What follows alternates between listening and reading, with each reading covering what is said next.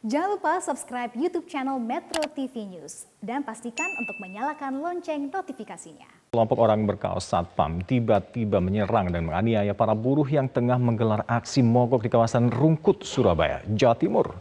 Sekelompok orang berkaos Satpam ini datang ke depan sebuah perusahaan maksud kami saat para buruh menggelar aksi mogok kerja. Mereka merusak kendaraan para buruh yang terparkir di area ini. Tak hanya itu, sekelompok orang ini yang diduga preman juga menyerang, menganiaya sejumlah buruh yang tengah menggelar aksi mogok kerja selama 12 hari. Akibat pemutusan hubungan kerja, kepolisian dari Polrestabes Surabaya yang datang ke lokasi langsung mengamankan sekelompok orang berkaos Satpam ini termasuk sejumlah buruh. Mereka dibawa ke Polrestabes Surabaya. Akibat kejadian ini belasan buruh mengalami luka-luka dan sejumlah kendaraan rusak. Enggak, tadi saya lihat dipukul, Bos.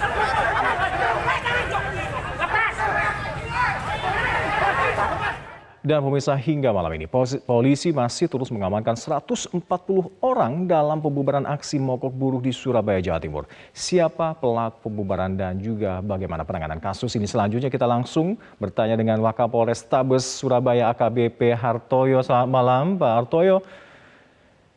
Selamat malam, Mas Hamdan.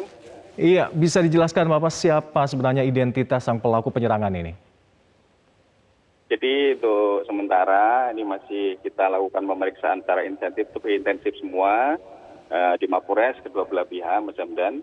Ada total sekitar 124 dari kelompok yang melakukan penyerangan, kemudian dari kelompok buruh ada sekitar 84 yang kemudian kita bawa dan amankan ke Mapores dalam rangka penyidikan untuk kasus penyerangan ini. Apakah sudah bisa disimpulkan, Pak, orang atau para pelaku pembubaran aksi mogok buruh ini diperintahkan dari pihak perusahaan? Ya, jadi sementara masih kita dalami, Mas Hamdan. Kita masih butuh proses karena cukup banyak orang yang kita mintain keterangan. Kemudian orang-orang yang kita amankan ini kan juga nanti akan kita pilah-pilah. Mana yang kemudian nanti melakukan pengrusakan, mana yang melakukan penganiayaan. Tentunya nanti akan kita sesuaikan dengan fakta-fakta yang ada dan keterangan dari para saksi-saksi yang tadi ada di TKP. Gitu, Mas Hamdan.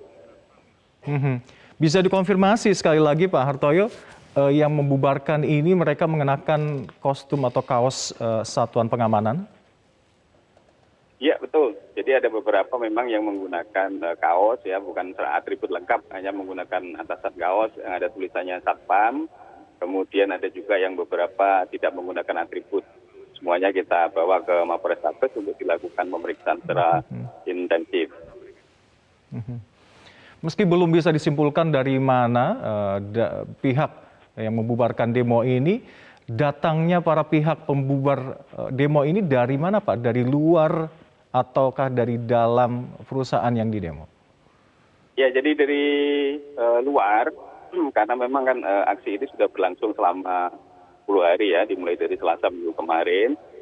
Sudah kita lakukan beberapa langkah-langkah mediasi untuk kedua belah pihak, dari pihak perusahaan maupun dari pihak rekan-rekan buruh atau karyawan yang kemudian ada informasi akan dilakukan PHK. Kemudian kita lakukan tindakan-tindakan kepolisian preemptif juga sudah kita lakukan pada kedua belah pihak, sehingga memang agak sedikit terganggu aktivitas daripada perusahaan dengan aksi mogok ini. Kemudian tetap kita lakukan pengamanan tiap hari, Mas Hamdan, untuk menghindari hal yang tidak diinginkan. Dan memang tadi kejadiannya begitu cepat karena memang perusahaan itu cukup terbuka, banyak akses jalan yang bisa dilalui. Sehingga tadi sempat terjadi kericuan dan kemudian berhasil kita redam dan kita amankan kedua belah pihak. Kemudian kita bawa ke Mapores Tabes untuk langkah selanjutnya. Iya. Pak Hartoyo, dari ratusan orang pembubar aksi demo ini yang ditangkap, apakah sudah bisa diidentifikasi siapa yang mengkoordinir dari ratusan yang ditangkap ini? Ya, jadi sudah mengerucut kepada satu orang memang sebagai penggerak, tapi nanti akan kita rilis selanjutnya. Tidak bisa kami sampaikan saat ini karena masih kita dalami. Kemudian yang paling penting memang di masa pandemi ini, terutama Surabaya, ya, kota Surabaya yang sudah level 3 PPKM-nya ini, kita jauh-jauh hari sudah menghimbau supaya tidak ada kerumunan begitu, dan hasilnya memang tadi kita lakukan antigen, ada beberapa memang yang reaktif, kemudian sudah kita lakukan isolasi terpusat di fasilitas milik Pemkot Surabaya. Mhm. Jadi bisa ditekankan sekali lagi yang mengkoordinir sudah ikut tertangkap kemarin ya Pak ya? Iya, sudah bisa kita identifikasi dari hasil penyelidikan sementara.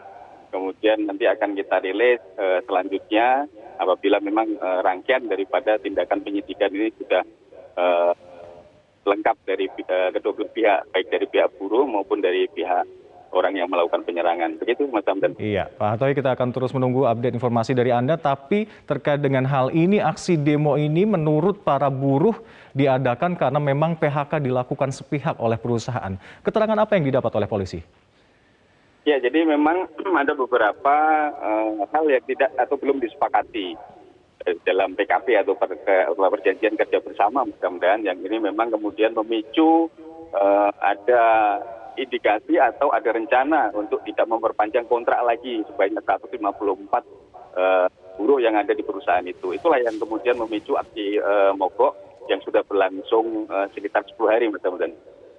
Baik, terima kasih AKBP Hartoyo telah bergabung bersama kami Wakapolres Tabes Surabaya. Salam sehat selalu Bapak. Salam sehat Mas Hamdan.